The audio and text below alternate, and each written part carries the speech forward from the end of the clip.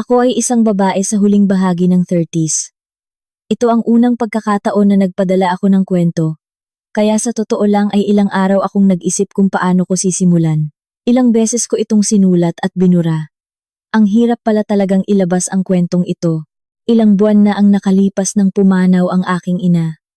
Minsan, may mga araw na hindi sinasadya kong pipindutin ang dial ng telepono para tawagan siya, saka lang ako titigil. Nakakatakot talaga ang nakasanayan. Sobrang natural na tawagan ang aking ina. Ngayon, paminsan-minsan ay bumabalik ang katotohanan na wala na siya. Ngunit, may mga bagay akong natutunan matapos siyang mawala. Matapos ang ilang panahon, hindi ko na alam kung dapat ko ba siyang sisihin o pasalamatan. Nang sinabi ko ito sa mga tao sa paligid ko, sinabi nila na kailangan ko talagang ilabas ang lahat, kaya naglakas loob ako. Lumaki ako sa Bulacan. Ako ay isang nag-iisang anak na babae. Ngunit hindi ko naramdaman na nag-iisa ako. Pinupuno ng aking mga magulang ang lahat ng aking pangangailangan. Nagsimula ang aking ina sa kanyang karera. Bilang isang ahente ng siguro.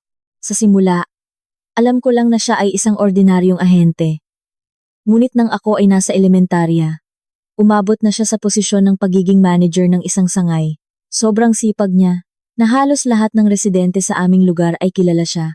Ngunit pagdating niya sa bahay, siya ay isang ordinaryong ina lang. Halos hindi niya binabanggit ang tungkol sa kanyang trabaho. Nang ako ay lumaki, naisip ko na sadyang ginagawa niya iyon. Marahil ay gusto lang niyang maging isang ganap na ina sa bahay. Bagaman, dahil medyo strikto ang aking ina, hindi ko naisip na may ganoon siyang malalim na dahilan noon.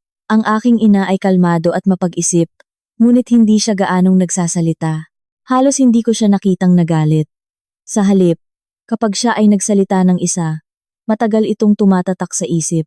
Kahit galit siya, hindi tumataas ang kanyang boses. Sa halip, kumukulo ang kanyang mga salita at nagbabago ang kanyang tingin. Noong bata ako, mas nakakatakot iyon. Mas matatakot ako kung sumigaw siya. Ngunit ang tahimik niyang tingin ay mas nakakapanindig balahibo. May natutunan ako ng natural sa pagtingin sa ganoong ina. Ang laging tuparin ang binitawang pangako, at ang maging seryoso sa pakikipag-ugnayan sa tao.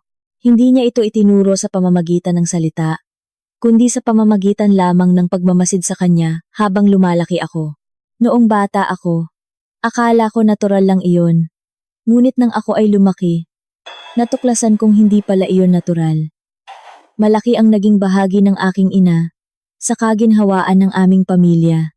Kasi kung ang sweldo lang ng tatay ko, mahirap na sana. Ngunit dahil sobrang sipag ng aking ina, may bahay na kami mula pa noong bata ako.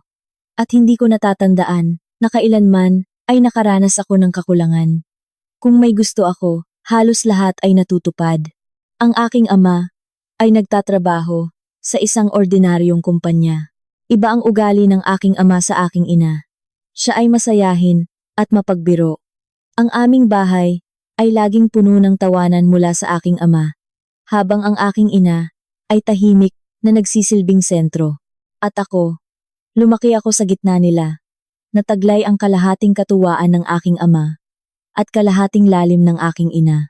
Magkaiba man sila ng personalidad, kakaibang bagay na magkasundo sila. Kaya naman, napaka-harmonious ng aming tahanan. Ngayon, kung iisipin, napakalaking biyaya niyon. Sa ganoong paraan, ang lahat ng aking pagkabata ay normal at maayos. Ngunit kapag lumaki ka nang walang nakita, humihina ang iyong kakayahan na makayanan ang hirap kapag dumating ito, dahil hindi ko kailanman narinig ang anumang problema noong bata pa ako. Matagal bago ko malaman kung normal o hindi ang problema nang magsimula itong dumating. Nang ako ay nasa high school, natuklasan ko na may mga bagay akong hindi alam tungkol sa aking ina. Isang araw noon, kasama ko ang aking ina sa pagtitipon ng mga kamag-anak sa panig ng aking ina. Naiwan ang aking ama sa trabaho. Doon, medyo nakainom ang tiyo ko at naging masaldal siya.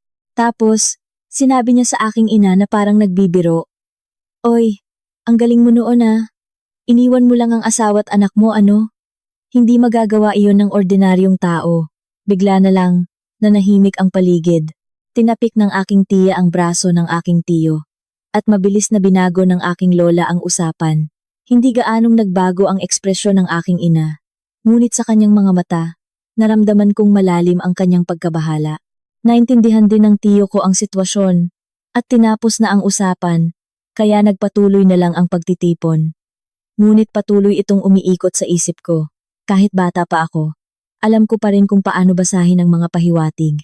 Kaya't nang pauwi na kami, habang nakasakay sa kotse, tinanong ko ang aking ina, na nakaupo sa tabi ko. Ano ang sinabi ni tiya kanina? Habang nagmamaneho ang aking ina, matagal siyang hindi nagsalita. Patuloy akong nagtatanong. Matapos ang ilang traffic lights, maikli siyang nagsalita. Nagpakasal ako bago ko nakilala ang tatay mo. Hindi kami magkasundo, kaya naghiwalay kami. Iyon lang talaga. Hindi niya sinabi kung bakit sila naghiwalay, kung anong klaseng tao siya o kung ano ang nangyari. Gusto ko pa sanang magtanong, ngunit ang mukha ng aking ina ay nagpapahiwatig na gusto na niyang itigil ang usapan. Wala akong nagawa kundi lunukin ang aking mga tanong. Ngunit ang mga salitang iyon ay matagal na bumagabag sa aking isip. Ang katotohanan na ang aking ina ay muling nagpakasal at na may bahagi ng buhay niya na hindi ko alam. Ito ay naging kakaiba at nakakatakot sa aking batang isip. Parang biglang naging ibang tao ang aking ina. Nakakatakot na isipin na baka hindi ko pala lubos na kilala ang aking ina. Hindi ko ipinahalata. Hindi ko rin alam kung ano ang sasabihin. At pakiramdam ko ay wala namang magbabago kahit magsalita ako. Pagkatapos noon, nabawasan ang aking pagsasalita sa bahay. Kahit magkasama kami, pakiramdam ko ay nagkaroon kami ng distansya. At hindi ko alam kung paano siya pakikitunguhan. Nagpatuloy iyon ng matagal. Napansin ng aking ina ang pagbabago sa akin. Ngunit hindi siya gaanong nagkomento. Hindi rin niya ako tinanong tungkol sa aking nararamdaman. At hindi rin siya pilit na naging malapit sa akin. Sa tingin ko, naghintay lang siya. Iyon ang paraan ng aking ina. Hindi siya nagmamadali. At naghihintay lang siya na ayusin ang panahon ng aking puso. Ngunit noon, akala ko ay wala siyang pakialam sa akin. Isang beses, kinuwento ko ang tungkol sa aking ina sa isang malapit na kaibigan. Nang sabihin ko na nagpakasal ulit ang aking ina, sinabi ng kaibigan ko, ano naman ang problema doon? Normal lang iyon. Hindi naman siya nagloko. Mas lalo lang akong nalito sa sinabi niya. Hindi ko maipaliwanag kung bakit kakaiba ang aking pakiramdam. Kahit na wala namang problema. Kung iisipin ngayon, sa tingin ko, iyon ay isang uri ng pakiramdam ng pagtataksil. Isang pagtataksil sa pag-aakalang lubos kong kilala ang aking ina. Ngunit may bahagi ng kanyang buhay na hindi ko alam. Ang awkwardness na iyon ay natural na nawala sa paglipas ng panahon. Sa dami ng nangyayari sa pang-araw-araw na buhay, ang mga emosyon ay humihina. Hindi ko na muling binanggit ang usapan na iyon, at hindi na rin nagsalita ang aking ina. Para lang itong isang insidente noong bata pa ako. Itinago ko na lang sa isang sulok ng aking puso. Nang ako ay maging isang adulto, at nagtayo ng isang tindahan ng dessert, wala naman itong engranding dahilan. Sobrang ganda lang ng aking mga alaala noong elementarya. Tuwing weekend, lumalabas kami ng aking pamilya para kumain ng matamis. Pipili ang aking ama ng masarap na dessert mula sa showcase. Pipili ang aking ina ng makatwiran. At ako, nakikipagkwentuhan sa aking mga magulang, kung ano ang masarap at kung ano ang pakiramdam. Sobrang ganda ng bawat araw na iyon. Sa harap ng mga matatamis na pagkain, laging nagiging malambot ang kapaligiran.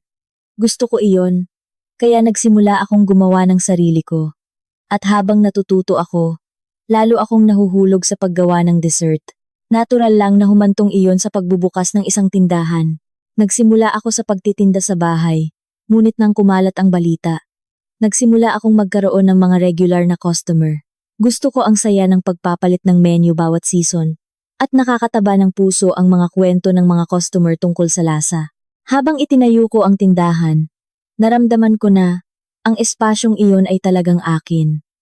Naramdaman ko na ako ang sentro dito. Sa tingin ko, iyon ang nagpatuloy sa akin sa pagpapatakbo ng tindahan. Ilang taon matapos kong buksan ang tindahan, nakilala ko ang aking asawa ngayon. Kilala siya ng isang kaibigan, at mula sa unang pagkikita pa lang, Naging komportable at maganda ang pakiramdam. Siya ay isang taong malambot magsalita at mahusay makipag-usap. Sa simula, nagkape lang kami. Ngunit habang nagkukuwentuhan, lumipas na ang 2 oras. Wala namang espesyal na dahilan kung bakit ako nagpasya na magpakasal. Basta, komportable lang ako sa kanya. At natural na nakikita ko ang aming kinabukasan. Hindi siya isang taong may malalaking kapintasan. At hindi rin siya sobrang espesyal. Ngunit gusto ko ang kanyang pagiging simple. Naisip ko na siya ay isang magandang tao na pakakasalan.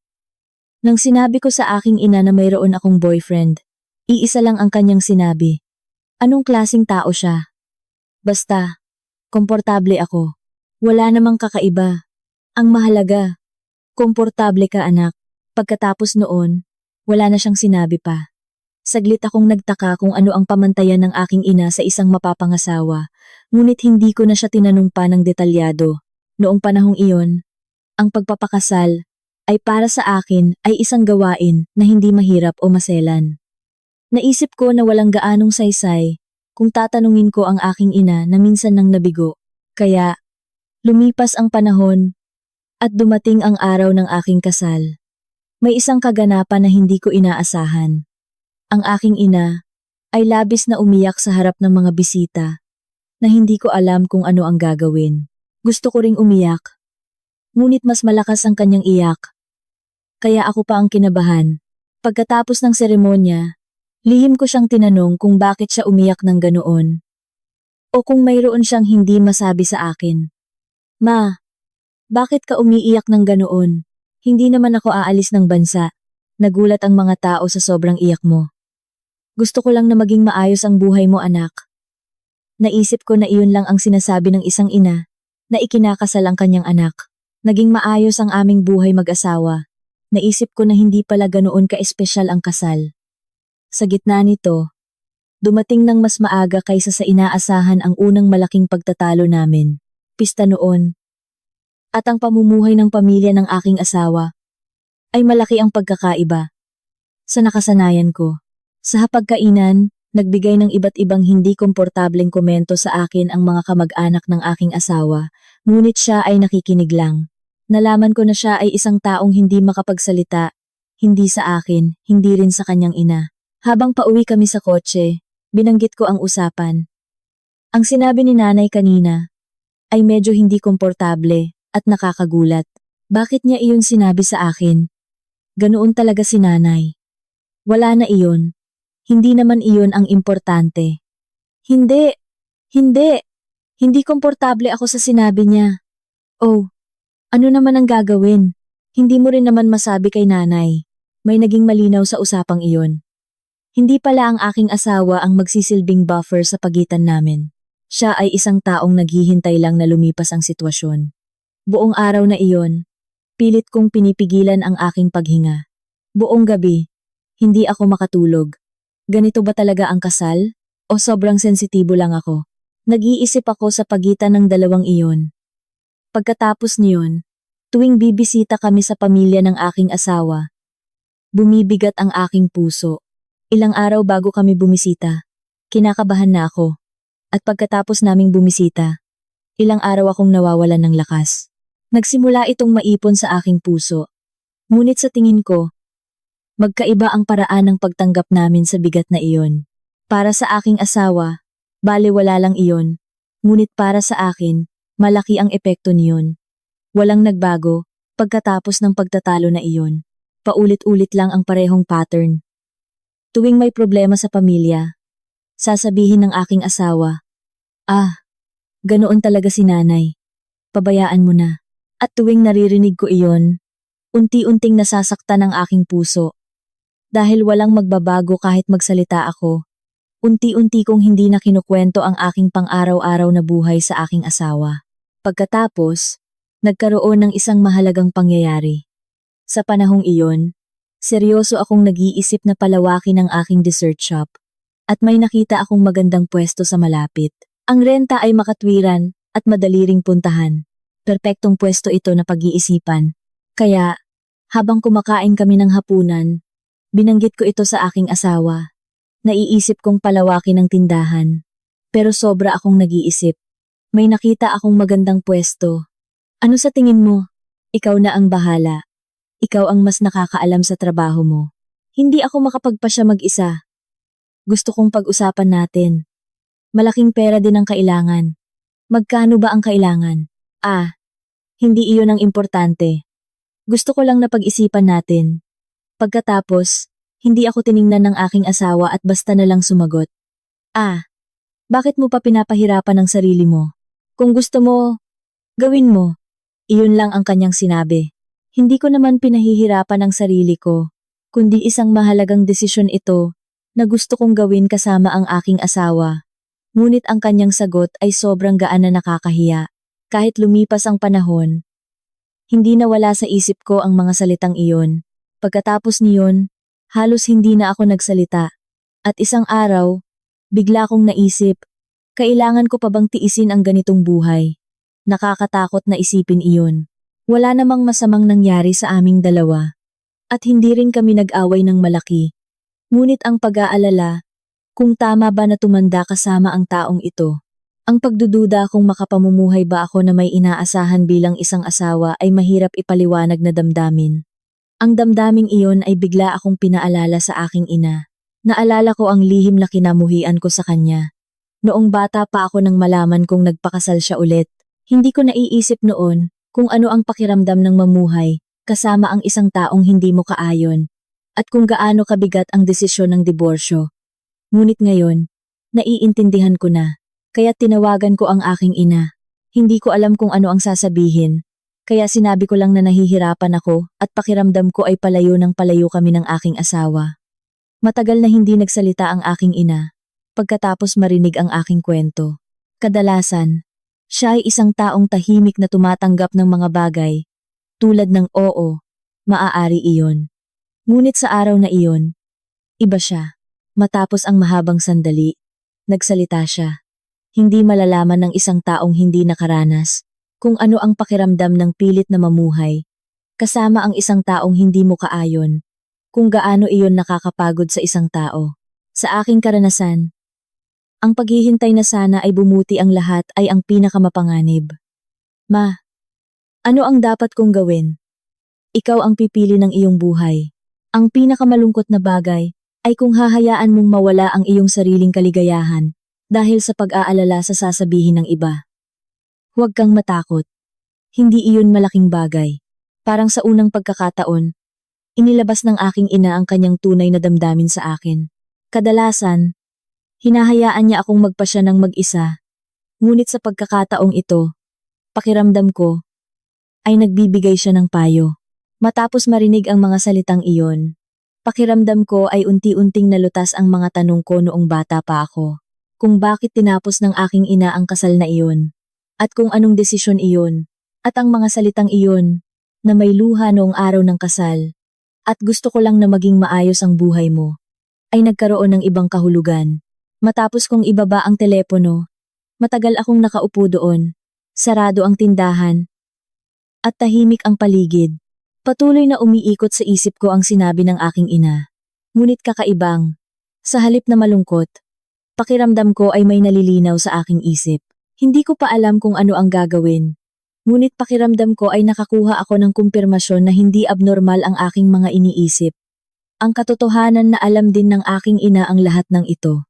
Sa tingin ko, iyon lang ang nakakagaan ng aking pakiramdam. Ngunit nangyari ang hindi inaasahan. Sa panahong iyon, bigla na lang nahimatay ang aking ama. Walang babala, hindi rin siya may sakit.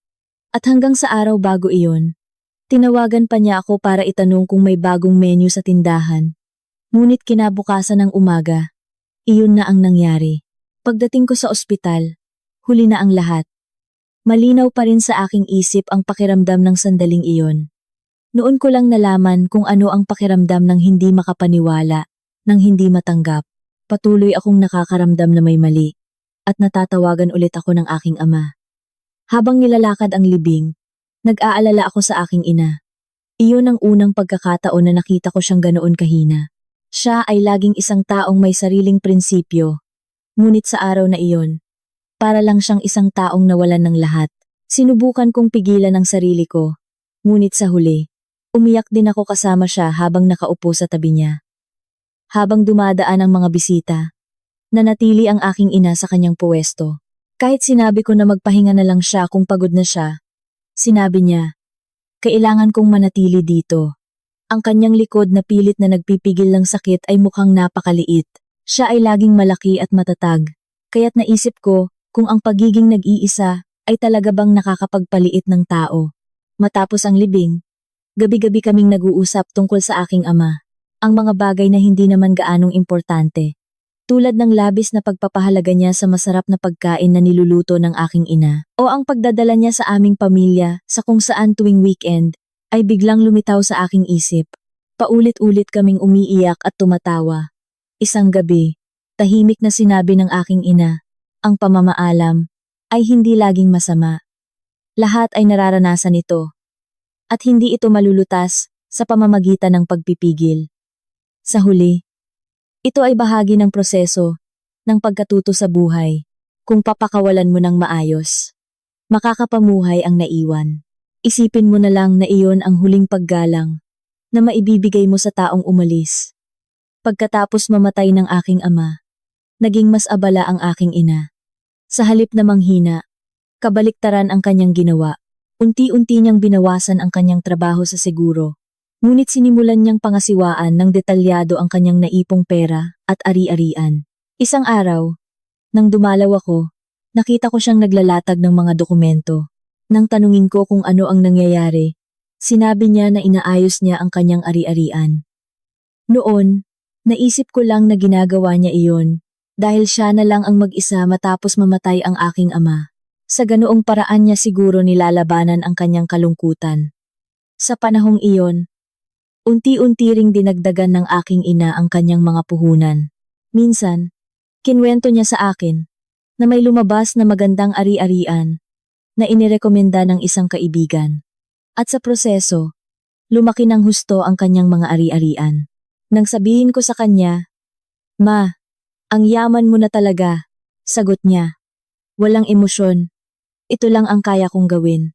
Noon, hindi ko maintindihan kung sino ang nasa isip niya nang sabihin niya iyon. Matapos mamatay ang aking ama, naging mas madalas ang aming komunikasyon ng aking ina. Madalas kaming nagtatawagan at nagkikita tuwing weekend o gabi para maghapunan. Laging bumabagabag sa akin na mag-isa lang ang aking ina. Masarap pala ang mga panahong iyon. Masarap ang makipagkwentuhan sa aking ina. At ayaw kong bumalik sa bahay kung saan ako nakatira kasama ang aking asawa at harapin ang katahimikan. Sa gitna nito, walang pagbabago sa aming relasyon ng aking asawa. Hindi kami gaanong nag-aaway. Ngunit kakaibang, iyon pala ang problema. Normal lang naman na mag-away ang mag-asawa, di ba? Ngunit wala kaming sapat na usapan para mag-away. Isang araw, dahil sa trabaho sa tindahan, huli akong nakauwi at nakita kong natutulog na lang ang aking asawa sa kwarto. Hindi man lang siya nag-message. Kinabukasan ng umaga, binanggit ko ang tungkol doon. Kahapon ng gabi, sana man lang nag-message ka. Nag-isa ka lang bang kumain? Nag-order lang ako. Alam kong abala ka, kaya natulog na lang ako. Pero hindi ka man lang nag-alala? Bakit naman ako mag-aalala? Alam ko naman kung ano ang ginagawa mo. Parang may sinasagisag ang usapang iyon. Nasa gitna ang aking asawa, sa pagitan ng pag-aalala at kawalang interes. At patuloy na lumalapit ang gitnang iyon sa kawalang interes. Gusto ko pa sanang magsalita, ngunit pakiramdam ko ay hindi rin naman magbabago ang sagot. Basta na lang ako tumayo dahil sa pagkadismaya. Paulit-ulit ang ganoong mga araw. Kapag hindi ka umaasa, wala ring pagkadismaya. Kaya unti-unti, manhid na rin ako. Ang katotohanan na nasasanay ako sa pagiging manhid ay ang pinakamalungkot na bagay, ngunit noon, pilit kong hindi iniisip ng malalim. Para sa akin, para sa aking buhay mag-asawa. Sinimulan kong punan ang kawalan ng aking asawa sa pamamagitan ng trabaho at tindahan. Gumawa ako ng mga bagong menu. Unti-unting binago ang espasyo at pinunan ito ng kasiyahan ng pag-alala sa mukha at panlasa ng mga customer. Naging natural na sa akin na punan ang mga kakulangan sa bahay sa tindahan. Sa isang banda, medyo malungkot ito. Ngunit kung iyon ang paraan para makayanan ko, sapat na iyon. Pagkatapos, naging malapit ako sa isang regular na customer na babae. Kaedad ko siya. At sa simula, isa lang siyang regular na customer. Ngunit tuwing may bago akong ginagawa, inaanyayahan ko siya para tikman. At natural kaming naging magkaibigan. Dahil sa kanyang pagiging tapat, bagay din siya sa aking panlasa. Pakiramdam ko, sobrang tamis nito.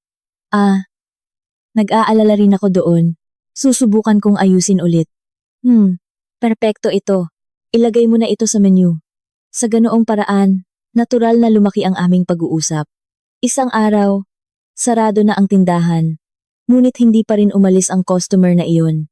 Mukhang may gusto siyang sabihin. Ngunit matagal na matapos. Sinabi niya, "May problema ba kayo ng asawa mo, ma'am?" Nagulat ako sa biglang tanong. "Paano mo nalaman?" "Basta, pakiramdam lang. Iba kasi ang ekspresyon mo kapag nag-uusap tayo kumpara sa kapag nabanggit ang tungkol sa bahay." "Paano naman nagkaiba?" "Mas komportable kang magkwento ng ordinaryong bagay. Kapag lumalabas ang usapan tungkol sa bahay, hindi ka komportable. Iba talaga ang tingin mo." Saglit na nag-atubili ang customer, saka nagsalita. "Ako rin kasi, naiintindihan ko, paano naman magiging perpekto ang buhay mag-asawa." Nalaman kong may pinagdadaanan din pala ang customer na katulad ko. Nang magsimula kaming magkwentuhan, walang katapusan ang aming sinabi. Umiiyak at tumatawa kami. At matagal kaming nagkasama. Nang maging malapit ako sa customer na iyon, kakaibang mas nagkaroon ng lakas ang tindahan. Higit pa sa pagiging maganda ng negosyo, naging mas masaya akong pumunta sa tindahan. Sa tuwing may bagong menu, siya ang unang gusto kong sabihan. At kung sasabihin niya na, "Ang galing nito." Sobrang nakakataba ng puso. Marahil ay hindi ko namamalayan na pinupunan ko ang emosyonal na pangangailangan, na hindi ko nakukuha sa aking asawa sa ibang paraan. Isang beses, dinala ng customer na iyon ang kanyang kaibigan. At naging regular din siya. Sa ganoong paraan, unti-unting dumami sila. At nagkaroon ng maliit na komunidad sa loob ng tindahan. Minsan, kapag malapit nang magsara ang tindahan, natural na nag-uusap-usap ang mga natitirang customer. Naging napakahalaga sa akin ang espasyong iyon. Lalo na't marami akong kakulangan sa bahay. Habang nasasanay na ako sa ganoong buhay. Isang araw, tumawag ang aking ina. Akala ko ay simpleng kumustahan lang. Ngunit kakaiba ang kanyang boses. Pakiramdam ko medyo pagod ako nitong mga nakaraang araw. Hindi naman ito malaking bagay. Dati, halos hindi binabanggit ng aking ina ang tungkol sa kanyang kalusugan. Iyon mismo ay isang kakaibang senyales na, kadalasan, hindi siya nagsasalita ng mga bagay na mag-aalala sa akin. Ngunit kahit pilit niyang ipagsawalang bahala, hindi ko ito maiwasan. "Nagpunta ka na ba sa doktor?" "Hindi pa. Sa tingin ko, gagaling din ako kung magpapahinga lang ako. Bigla rin namatay si tatay, di ba? Sumama na tayo sa ospital." Medyo nanginginig ang aking boses habang sinasabi ko iyon. Dahil sa biglaang pagkamatay ng aking ama. Sobrang nag-aalala ako at natatakot na baka mangyari din iyon sa aking ina. Dahil sa biglaang pagkamatay ng aking ama. Laging nasa isip ko na baka mangyari din iyon sa aking ina. Kahit pilit kong isipin na wala lang ito, may patuloy na humihila sa loob ng aking dibdib. Agad kaming nagpunta sa ospital. Nang lumabas ang resulta, nakatanggap ako ng tawag mula sa aking ina. Kailangan kong sumailalim sa mas detalyadong pagsusuri. Sa isang salita na iyon, pakiramdam ko ay bumagsak ang aking puso. Sobrang nag-alala ako kaya maaga akong nagsara ng tindahan. At agad na pumunta sa aking ina. Pilit niyang ipinapakita na kalmado siya. Para hindi ako mag-alala. Ngunit mas lalo lang akong kinabahan sa kanyang pagiging kalmado. Kasi kadalasan, ang taong nagpapanggap na wala lang ay ang pinakanahihirapan. "Malala ba? Wala pa namang resulta. Huwag kang mag-alala." Ang salitang, "huwag kang mag-alala" ang pinaka-nakakabahala. Mahina lang siyang ngumiti. Ngunit hindi ko naramdaman na totoo ang ngiti na iyon. Ang ilang araw ng paghihintay sa resulta ng mga pagsusuri ay tila napakahaba. Hindi ako makapag-focus sa tindahan at hindi rin ako makatulog sa gabi. Patuloy akong dumadalaw sa aking ina. Bago pa man lumabas ang resulta. Isang araw, bigla akong dumalaw at nakita ko siyang nakaupo sa sofa at may tinitingnang mga dokumento. Nang pumasok ako, mabilis niyang itinago iyon. "Ano iyan?" "Inaayos ko lang. Anong mga dokumento? Wala lang. Saglit akong naghinala na may kakaiba. Ngunit mas nag-aalala ako sa resulta ng pagsusuri. Kaya't wala akong oras para pagtuunan ng pansin iyon. Hindi maganda ang resulta. Sinabihan kami na kailangan na agad siyang maghanda para sa pagpapaospital. Habang papalabas kami ng ospital, hinawakan ko ang kamay ng aking ina at saglit siyang tumayo at ipinikit ang kanyang mga mata. At pagkatapos, nagsalita siya. Huwag kang masyadong mag-alala. Ang ganda na ng teknolohiya ngayon. Gumaling din siya pagkatapos ng treatment. Hindi man lang ako naaliw sa sinabi niya. Mas lalo lang akong natakot. Alam ko sa sarili ko na kapag sinasabi ng aking ina ang ganoong mga bagay sa akin, kadalasan ay mas malala ang sitwasyon kaysa sa inaakala. At sa boses ng aking ina habang sinasabi iyon, may pakiramdam na may pinipigilan. Intuitively, alam kong malala ang sitwasyon. Habang naghahanda para sa pagpapaospital, inayos ko ang mga gamit ng aking ina. Nakita ko siyang pumipili ng mga dadalhin niya. At nakita ko rin siyang naglalagay ng iba't ibang dokumento sa isang maliit na bag. Ano iyan? Dadalhin mo sa ospital? Kung ano-ano lang. Huwag mo na lang alalahanin. Sa gabi bago ang pagpapaospital, kumain kami ng aking ina. Naghanda ako ng mga paborito niyang pagkain. Ngunit pagkaupo namin sa hapag, wala kaming imik. Pakiramdam ko, ay marami kaming gustong sabihin. Ngunit ayaw din naming magsalita. Matapos ang matagal na sandali, nauna ang aking ina na magsalita. Kailangan mong kumain ng maayos, kahit wala na ako. Bigla akong nagulat at kinabahan sa sinabi niya. Pakiramdam ka, anytime a. Ay. Yay ay. Ka. Ay. EAIAAAA. 무슨 소리야 엄마 잘 치료받고 나올 거잖아. 그러니까 그 전까지 잘 챙겨 먹어야지. 너도 입원하면 안 되잖니. Ngumiti ang aking ina habang sinasabi iyon. Ngunit ang ngiti na iyon ay sobrang lungkot kaya pakiramdam ko ay anytime ay iiyak ako. Yumuko ako at pilit na kumain. Nang gabing iyon, pag uwi ko, matagal akong umiyak. Nasa tabi ko ang aking asawa. At alam niya ang lahat. Ngunit wala siyang sinabi at basta lang siyang nanatili. Hindi naman ako humihingi ng anumang engrandeng aliw. Ngunit ang katahimikan na iyon, sa sandaling iyon, ay sobrang nakakapanghina. Ang aking ina ay naospital sa Taglagas sa simula. Sinabi niya na ilang araw lang siyang maospital para sa detalyadong pagsusuri. Medyo masama daw ang kanyang mga numero kaysa sa normal. Ngunit wala raw dapat ikabahala. Ngunit patuloy na naantala ang petsa ng paglabas niya. Kailangan daw pa siyang obserbahan. Kailangan daw pa niyang manatili ng kaunti. Tuwing naririnig ko ang mga salitang iyon, sobrang kinakabahan ako. At pakiramdam ko ay bumababa ang aking puso.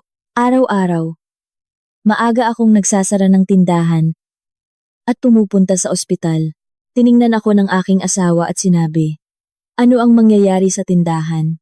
Wala akong oras para alalahanin iyon. Siyempre, mas importante ang aking ina kaysa sa tindahan. Sa tuwing pumupunta ako sa kanyang kwarto, laging may ginagawa ang aking ina. Sa simula, akala ko ay nag-aayos lang siya. Ngunit kung titingnan ng detalyado, kakaiba. Mabilis niyang pinapatay ang screen ng telepono o mabilis na itinatakip ang notebook bago ako pumasok. Isang beses, pumasok ako nang hindi kumatok. At nakita kong may itinatago ang aking ina sa ilalim ng unan. Nagpanggap siya na wala lang nang makita niya ako. Ngunit mas lalo lang iyon nakatawag pansin. Ma, ano ang itinago mo? Wala lang. Kanina, may inilagay ka. Ano iyon? Nag-aayos lang. Noon, pinabayaan ko na lang. Ngunit pagkatapos niyon, tuwing pumupunta ako sa kanyang kwarto, nag-aalala ako. Nakita ko ang kanyang notebook. At nakita kong puno ito ng sulat, parang mga account number at petsa. Tuwing tinatanong ko ang aking ina kung ano ang isinusulat niya, laging ganito ang kanyang sinasabi. Kapag tumatanda ka, kailangan mong ayusin ang mga ganitong bagay. Inaayos ko lang. Napakakalmado ng kanyang boses, kaya pakiramdam ko ay wala lang iyon. Pagkatapos, nagsimulang magsalita sa pagtulog ang aking ina. Isang araw, nakaupo ako sa tabi niya. At akala ko ay natutulog siya. Kaya tahimik lang ako. Pagkatapos, mahina siyang bumulong. Please, tama na. Tama na. Nagulat ako at tumayo, ngunit nakapikit ang kanyang mga mata at natutulog siya. Ngunit ang kanyang ekspresyon ay mukhang sobrang naghihirap. Nang hawakan ko ang kanyang kamay, mahigpit niyang hinawakan ang aking kamay. At doon lang siya tumigil sa pagbulong. Hindi lang sa araw na iyon nangyari ang pagtulog niya. Nagpatuloy iyon sa loob ng ilang araw, at laging pareho ang kanyang sinasabi. Hindi ko alam kung sino ang pinapahinto niya, o kung ano ang pinapahinto niya. Isang beses, pakiramdam ko ay nagising siya sa pagtulog, kaya agad kong tinanong, "Ma, nanaginip ka?" "Oo, hindi ko alam. Pero kanina, nagsasalita ka sa pagtulog. Laging may sinasabihan kang huminto. Naalala mo ba?" Hindi ko maalala. Hindi mukha ng isang taong walang maalala ang kanyang mukha. Alam niya, ngunit hindi lang niya sinasabi. Hindi na ako nagtanong pa. Pakiramdam ko ay hindi rin siya magsasabi kahit magtanong ako. Nang walang pagbabago sa kalagayan ng aking ina, nagpa siya akong ipahinga na lang ang tindahan. Dahil ako lang naman ang nagpapatakbo. Hindi rin ito gagana kung wala ako. Nag-iwan ako ng paumanhin na pansamantala akong magsasara. Dahil sa personal na kadahilanan. At pagkatapos ay isinara ko na. Pagkatapos, ilang araw na ang lumipas. May nakita akong sulat na nakadikit sa harap ng tindahan. Mula iyon sa regular na customer na malapit sa akin. Ganito ang nakasulat sa sulat. "Ma'am, narinig ko po na may sakit ang inyong ina. Naranasan ko rin po na magkasakit ang aking ina. Ilang taon na ang nakakaraan, kaya medyo naiintindihan ko ang inyong nararamdaman. Kung hindi po kayo mag-aalala, maaari po ba akong bumisita sa ospital? Hindi ko po alam kung makakatulong ako, pero gusto ko lang pong manatili sa tabi ninyo." May contact number din sa likod. Ilang beses kong binasa ulit ang sulat, ngunit hindi ko maiwasan na makaramdam ng pagkabahala. Kahit na nagkwentuhan kami ng marami at naging malapit, at hindi rin maikli ang panahon na magkakilala kami, awkward pa rin na maging ganoon kami kalapit sa isang customer. Dagdag pa, baka ayaw din ng aking ina na may pumunta na hindi niya kilala. Medyo hindi ako komportable, ngunit lubos akong nagpapasalamat sa kanyang pag-aalala. Kaya't nag-text ako sa kanya. Sinabi ko na ayos lang na bumisita siya, ngunit pinasalamatan ko siya sa kanyang pag-aalala. At may isa pa akong nakilala sa ospital. Siya ay isang lalaki na mukhang mga 5 taon ang tanda sa akin.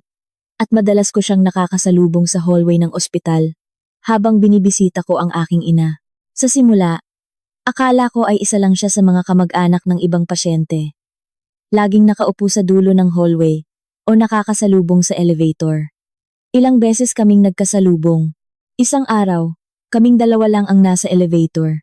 At siya ang unang nagsalita. "Ikaw ang tagapag-alaga, di ba? Madalas kitang nakikita. Mukha kang pagod." Bigla akong gustong umiyak. Hindi naman malaking bagay ang sinabi niya. "Opo, na-ospital po si Mama." Tumango siya at sinabi, "Inaalagaan ko rin ang aking ina. Kumain ka ng maayos. Hindi ka dapat magkasakit. Wala nang mangyayari kung ang tagapag-alaga ang bumagsak." Bumukas ang elevator. At dahil magkaiba ang aming direksyon, natapos na ang usapan. Ngunit ang isang salitang iyon ay kakaibang nagtagal sa aking isip. Pagkatapos niyon, tuwing nagkikita kami sa hallway, nagkakakumustahan kami. "Kumusta na po ang nanay niyo ngayon? Kumain na po ba kayo?" Ganoong mga bagay. Hindi kami nag-uusap ng matagal. Ngunit kakaibang naaliw ako. Sa tingin ko, ang maikling kumustahan na iyon ay nakatulong sa akin nang malaki nang walang sinumang nagtatanong sa akin kung ayos lang ako kapag mukha akong pagod. Isang araw, dinala niya ang 2 kape mula sa vending machine at ibinigay ang isa sa akin. Umupo siya sa tabi ko nang walang salita at nanatili lang kaming tahimik. Wala kaming pinag-usapan, ngunit komportable ang katahimikan na iyon. Ang pakiramdam na hindi ako nag-iisa. Sa tingin ko, iyon ang kailangan ko noon. Sa tingin ko, unti-unti akong nakakakuha ng lakas mula sa hindi inaasahang aliw at atensyon ng mga tao sa paligid ko. Ang aliw ay dumarating din sa hindi inaasahang lugar. Pagkatapos niyon, lalo pang lumala ang kalagayan ng aking ina. At unti-unti na siyang nagsimulang magkwento tungkol sa kanyang sarili. Kadalasan, hindi siya gaanong nagsasalita. Ngunit nang magkasakit siya, parang marami siyang gustong sabihin. Minsan, kinuwento niya ang tungkol sa kanyang kabataan, kung gaano kahirap ang simula ng kanyang karera, at kung paano niya napalago ang kanyang trabaho. Naisip ko habang nakikinig. Bakit ngayon pa ito kinukwento ng aking ina? Hindi ko alam kung gusto lang ba niyang magbalik tanaw o may iba pa siyang dahilan. Ngunit tahimik lang akong nakinig. Isang araw, sa unang pagkakataon, binanggit niya ang tungkol sa kanyang unang kasal. Ang kuwento na nalaman ko noong ako ay nasa high school. Nakatingin ang aking ina sa labas ng bintana ng ospital at dahan-dahang nagsalita. Hindi siya masamang tao. Mahirap lang kaming mamuhay ng magkasama. Sobra kaming magkaiba. Hindi pala sila magkasundo ng kanyang unang asawa. Ngunit sa simula, akala niya ay magkaiba lang sila. Naisip niya na kung magkaiba, pwede naman itong ayusin. Ngunit sa paglipas ng panahon, napagtanto niya na hindi ito pag-aayos, kundi patuloy na pagbabawas ng oras ng isa. Nabulunan daw siya sa pamumuhay ng magkasama. Pero matagal pa rin siyang nagtiis bago makipag-divorce. Wala akong dinala mula sa kasal na iyon. Gusto niya na sa kanya lahat. Hindi ko sinasabi na wala akong pagsisisi o pagkabahala. Dahil matapos kong umalis sa bahay na iyon, ginawa ko rin ang lahat ng aking makakaya. Naramdaman kong may susunod pang sasabihin. Ngunit huminto siya. Ano ang iniwan mo noon? Ipinikit ng aking ina ang kanyang mga mata nang walang sagot. Gusto ko pa sanang magtanong. Ngunit tinalikuran ako ng aking ina kaya hindi ko na siya natanong. Pauwi. Patuloy kong iniisip ang mga salitang iyon. Ano kaya ang iniwan ng aking ina? Anong pinakamahusay na ginawa niya? Ano ang ibig sabihin ng pagsisisi at pagkabahala? Sa isang banda, alam kong sigurado na may mga bagay akong hindi alam tungkol sa aking ina. Mula noon, lalo pang naging malinaw na may inihahanda ang aking ina. Madalas siyang mag-utos sa kanyang tagapag-alaga. Hindi lang isa o dalawang beses lumabas ng ospital ang tagapag-alaga. At ilang beses din siyang tumawag sa aking tiya. Mula sa panig ng aking ina kapag wala ako.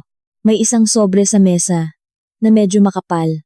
Kapag tinatanong ko kung ano iyon, ngumingiti lang ang aking ina at sinasabi, "Mamaya mo na tingnan." Hindi pa ngayon. Paulit-ulit sa aking isip ang mga salitang iyon. Ang hindi pagkaalam kung ano ang ibig sabihin ng mamaya. At kung kailan ang mamaya, ay unti-unting naging nakakatakot. Gayunpaman, isang hapon, pagbaba ko para bumili ng merienda ng aking ina. At habang pabalik ako, may narinig akong boses mula sa direksyon ng kwarto. Boses ng lalaki, mababa at matatag ang tono. Ngunit hindi ko maintindihan ng maayos ang sinasabi. Mabilis akong lumakad at binuksan ang pinto. Ngunit walang tao sa kwarto. Ang aking ina lang ang nasa kama. At namumutla ang kanyang mukha. May mga bakas ng luha sa kanyang mga mata. May dumating ba rito? Saglit na nag-atubili ang aking ina, saka nagsalita. Wala namang dumating. Ma, narinig ko ang boses. Boses ng lalaki. Hindi ko alam. Saglit lang akong natulog, tapos wala ng tao. Ngunit hindi siya tumingin sa aking mga mata. Dali-dali akong lumabas ulit sa hallway, ngunit walang tao. Isang walang laman na hallway. Nagtanong ako sa nurse's station kung may nakakaalam kung sino ang dumating sa kwartong iyon, ngunit hindi raw nila matandaan. Dahil hindi naman ito isang closed ward. Walang paraan para malaman kung sino ang dumating na hindi kasama ng pasyente. Pagkatapos ng araw na iyon, mabilis na lumala ang kalagayan ng aking ina. Lalo pang bumaba ang kanyang mga numero. At humaba ang oras na nawawalan siya ng malay. Hiwalay akong tinawag ng doktor at sinabi sa akin, "Mula ngayon, mas mabuti kung maghanda na kayo sa anumang mangyari." Nang marinig ko iyon, tila nawalan ako ng isip. Nang gabing iyon, saglit na luminaw ang isip ng aking ina. Hawak ko ang kanyang kamay at bigla siyang nagmulat ng mata. Tiningnan niya ako at mukhang may gustong sabihin. Kaya't agad akong lumapit para makinig. "Yunju, pasensya na." At pagkatapos ay ipinikit niya ulit ang kanyang mga mata. Labis akong kinabahan sa salitang pasensya na. Kaya't tinawagan ko ang aking tiya sa panig ng aking ina ng gabing iyon. Ang aking tiya ay ang pinakamalapit sa aking ina. Mula pa noong bata sila. Sinabi ko na may nangyayari sa aking ina, at kung may alam siya, sabihin niya sa akin. Matagal na hindi nagsalita ang aking tiya. Saka nagsalita. Sa totoo lang, may isang taong gumagala sa paligid ng iyong ina. Matagal nang inaalala ng iyong ina na hindi kanya makikilala ang taong iyon. Hindi ko rin alam ang detalye. Ngunit alam kong matagal nang nahihirapan ang iyong ina dahil sa taong iyon. Iyon lang ang sinabi ng aking tiya. Kaya't muli akong nagtanong sa tagapag-alaga na laging nananatili sa tabi ng aking ina. Kung alam niya kung sino ang dumating sa kwarto, ilang araw na ang nakakaraan. At sinagot niya ako. 2 beses na siyang bumisita. Sa unang pagkakataon, sinabihan siya ng ginang na umalis. Sa malakas na boses, ako ang pinasigaw ng ginang mula nang alagaan ko siya. Lumabas ang lalaki at matagal siyang naghintay sa hallway bago umalis. Nang tanungin ko kung gaano katanda ang lalaki, sinabi niya na mukha siyang nasa kalagitnaan ng 30s.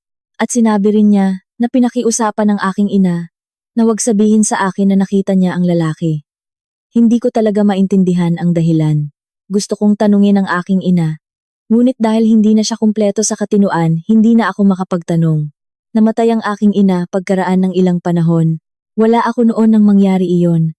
Ngunit tumawag ang ospital sa madaling araw kaya't dali-dali akong pumunta. Halos wala nang malay ang aking ina. Hawak ko ang kamay ng aking ina at patuloy akong nagsasalita. Hindi ko na maalala kung ano ang sinabi ko. Hindi ka pa pwedeng umalis ngayon. Manatili ka pa ng kaunti. Hindi ko alam kung naiintindihan ba ng aking ina o ano. Ngunit patuloy lang ako sa pagsasalita, sa pag-asang kahit kaunti ay maririnig niya bago siya umalis. Mahigpit na hinawakan ng aking ina ang aking kamay. Mahina man ang kanyang kamay, ngunit malinaw na naramdaman ko ang paghawak niya. At napakahina niyang sinabi, "Ginawa ko ang lahat para sa iyong ikabubuti. Kung masaya ka, sapat na iyon. Mahal kita, Yunju." Iyon na ang huli. Pagkatapos niyang sabihin iyon, hindi nagtagal at pumanaw na siya. Matagal kong hindi binitawan ang kanyang kamay. Sa loob ng 3 araw ng libing, halos parang robot ako. Masipag kong ginawa ang lahat ng kailangan kong gawin. Ngunit ang aking katawan ay laging isang hakbang na mabagal. Nasa tabi ako. Ngunit pakiramdam ko ay hindi ko siya maabot. Mag-isa lang ako. Iyon ang 2 araw. Sa oras na bihira ang mga bisita sa hapon, nakaupo ako sa isang silya at tulala. Nang biglang may pumasok sa pinto ng silidlibingan at huminto. Nang tingnan ko, ang lalaki pala na madalas kong nakikita sa hallway ng ospital. Nang makita ko ang kanyang mukha, sobrang tuwang-tuwa ako. Siya ang taong naging kasama ko noong nahihirapan ako sa ospital. Tumayo ako at binati siya. "Paano mo nalaman?" Tahimik siyang yumuko. "Napadaan lang ako. Nakita ko ang libing." Sa ganoong kaikli niyang sinabi. Sinindihan niya ang insenso at yumukod sa akin. Habang nakikita ko ang kanyang likod, taos-puso akong nagpapasalamat. Kilala lang namin ang isa't isa, ngunit nagawa pa rin niyang dumating. Matapos siyang magbigay ng paggalang at tumayo, sinabi niya sa akin, "Sigurado akong nahihirapan ka ngayon. Magpakatatag ka." Tumango lang ako sa kanyang sinabi. Hindi ako makapagsalita dahil pakiramdam ko ay iiyak ako. Tahimik siyang umalis, at habang tinitingnan ko ang kanyang likod, nagpapasalamat ako na may isang taong nagmamalasakit. Pagkatapos ng libing, pumunta ako para ayusin ang mga gamit sa ospital. Noon, tahimik akong tinawag ng tagapag-alaga. Mukhang may gustong sabihin sa akin ang tagapag-alaga.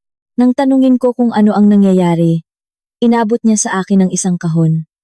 Pinakiusapan po ako ng ginang na itapon ang kahon na ito. Ngunit sa tingin ko, mas tama na ibigay ito sa inyo, kanyang anak.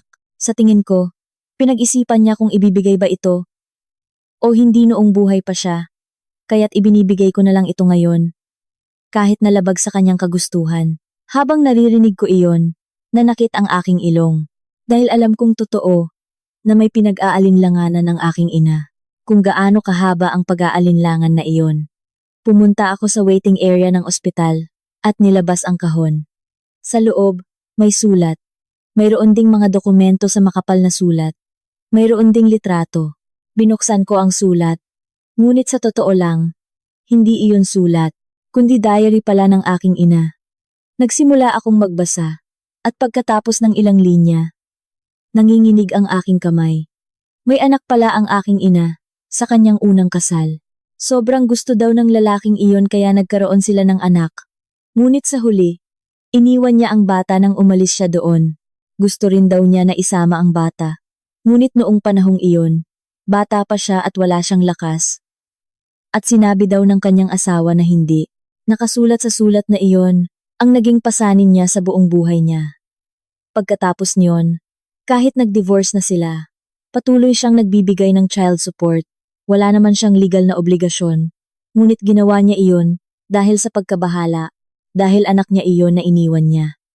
Ang bata daw ay matagal na walang komunikasyon, kahit naging adulto na.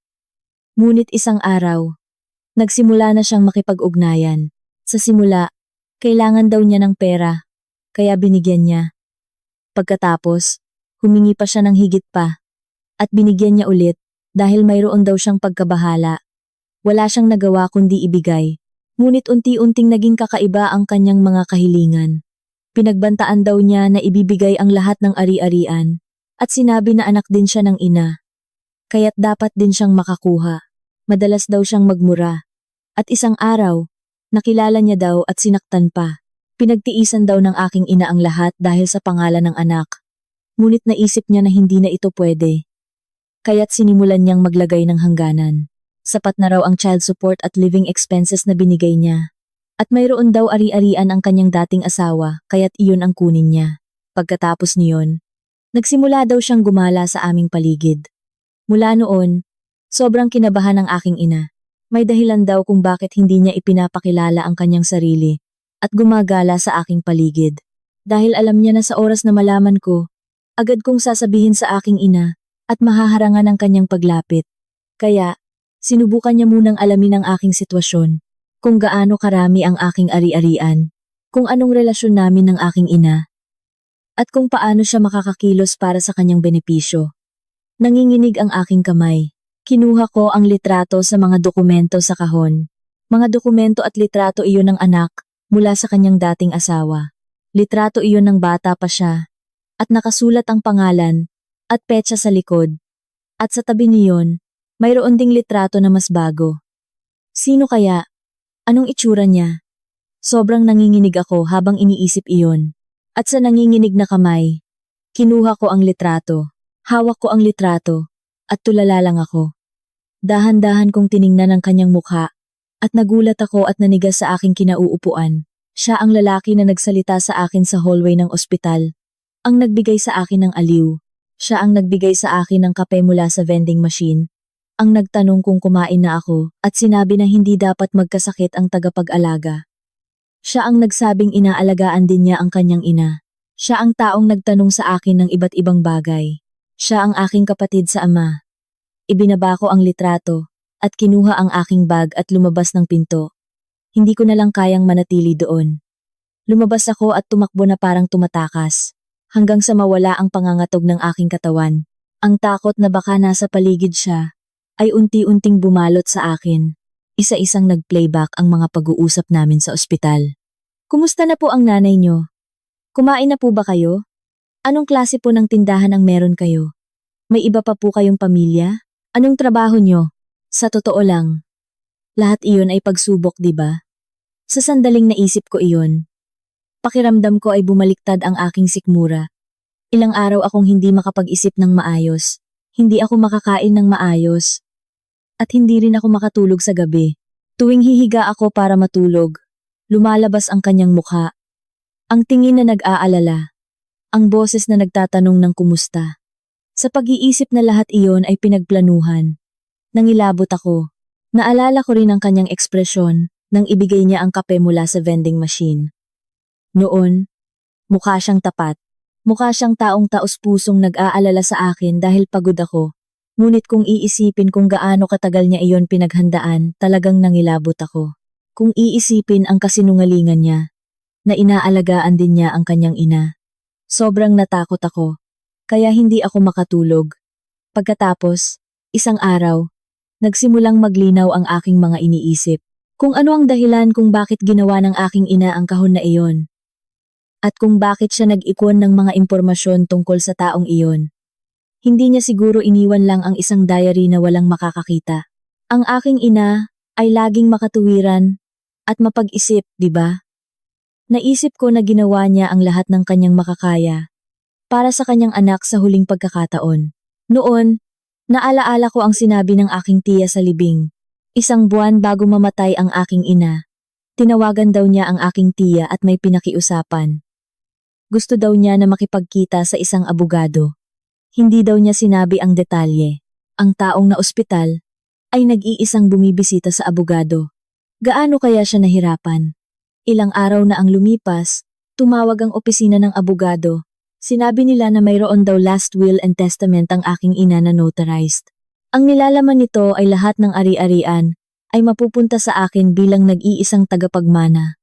Apartment, savings, insurance benefits, lahat. Ito ay isang notarized na dokumento na may legal na bisa. Hindi nagtagal pagkatapos niyon. Nagpadala ng petisyon para sa legal na pamana ang panig ng aking kapatid sa ama. Nagpadala sila ng mga dokumento sa pamamagitan ng abogado. Sa totoo lang, sa sandaling iyon, pakiramdam ko ay nanghina ang aking mga binti. Naisip ko na ito pala ang kinatatakutan ng aking ina. Naisip ko na anak din siya ng aking ina, kaya't dapat din siyang makakuha ng bahagi, ngunit siya ang taong pinahirapan ng aking ina, at sinaktan pa, kaya't dapat ba akong hayaan lang ito? Kailangan ba kaming mag-away sa korte?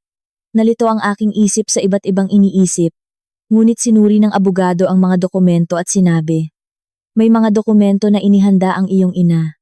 Iyon ang mga numero na nakasulat sa notebook. Mga detalye iyon ng child support sa loob ng ilang dekada. At lahat ay nakasulat bilang record ng bank transfer. Mula nang ipanganak ang aking kapatid sa ama, hanggang sa maging adulto siya. Nakalista ang lahat ng petsa at halaga na ipinadala.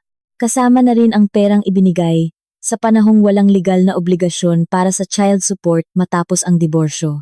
Nang kalkulahin ng abogado ang kabuuang halaga, sobra-sobra pa ito sa halaga na matatanggap bilang legal na pamana. Dahil may ebidensya na binigyan na niya ng higit pa sa legal na obligasyon sa loob ng ilang dekada, wala nang batayan para sa karagdagang pag-claim. Kahit mag-away sa korte, walang gaanong makukuha, o halos wala. Nilabanan namin iyon gamit ang mga dokumento. At sa huli, umatras ang panig ng aking kapatid sa ama sa kanilang petisyon. Lumabas ako sa opisina ng abogado at sumakay sa kotse. At matagal lang akong nakaupo doon. Hindi ako makapaniwala na inihanda ng aking ina ang lahat ng ito ng mag-isa. Habang siya ay may sakit, bumababa at tumataas ang kanyang mga numero. Paulit-ulit na nagsasalita sa pagtulog ng tama na, habang nilalagyan niya ng numero ang notebook, nakikipagkita sa abogado. At pilit na nagpapanggap na ayos lang siya para hindi ako mag-alala. Ginawa ng aking ina ang lahat ng kanyang makakaya para sa kanyang anak sa paraan na kaya niya. Sa pag-iisip na iyon, matagal akong umiyak sa kotse. Nang matapos ang lahat ng problema, sa unang pagkakataon, medyo gumaan ang aking pakiramdam. Ang lahat ng ari-arian ay ganap na naayos sa aking pangalan. Sa panahong iyon, nag-usap kami ng aking asawa. Matagal na naming alam ang usapang ito, kung tama ba na ipagpatuloy ang kasal na ito. Matapos mawala ang aking ina, pakiramdam ko ay hindi na ako makapaniwala kung ano ang pakiramdam ng pilit na mamuhay kasama ang isang taong hindi mo kaayon at kung paano iyon nakakaapekto sa isa't isa. Natutunan ko sa kuwento ng aking ina.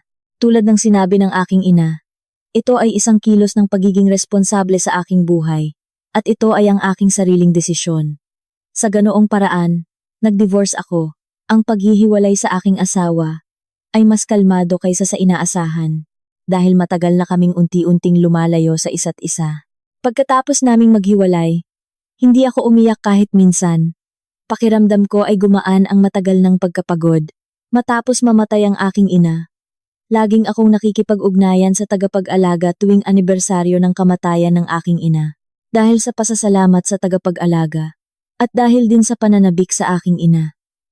Kahit may sariling problema ang tagapag-alaga, laging niya itong tinatanggap ng may pasasalamat. Isang araw, sinabi ng tagapag-alaga, sobrang nag-aalala po ang ginang sa inyo kanyang anak. Araw-araw niya po tinitingnan ang kahon na iyon at patuloy na pinag-iisipan. Pakiramdam niya po ay tama na ibigay. Ngunit iniisip niya rin po kung mas mabuti na lang na hindi niyo alam. Matagal akong nag-isip matapos marinig iyon. Bakit hindi kayang sabihin ng aking ina sa akin ng personal noong buhay pa siya? Dahil siguro nag-alala siya na hahanapin ko ang taong iyon at magiging mainitin ang ulo ko kapag nalaman ko. Sa tingin ko, iyon ang dahilan. Dahil ang anak na namana ang pagiging matatag ng aking ina, ay hindi lang siguro mananatili sa ganoong sitwasyon. Sa pag-iisip na iyon, minsan ay napapangiti ako. Pakiramdam ko, alam ko na ang tunay kong damdamin para sa aking ina. Medyo naiinis ako sa mga bagay na hindi niya sinabi noong buhay pa siya. At nanghihinayang ako na pinagtiisan niya lahat ng hindi nasabi ng mag-isa. At nagpapasalamat din ako sa kanyang pagmamahal at sakripisyo. Hawak ko ang aking mga alaala sa aking ina, na may iba't ibang damdamin.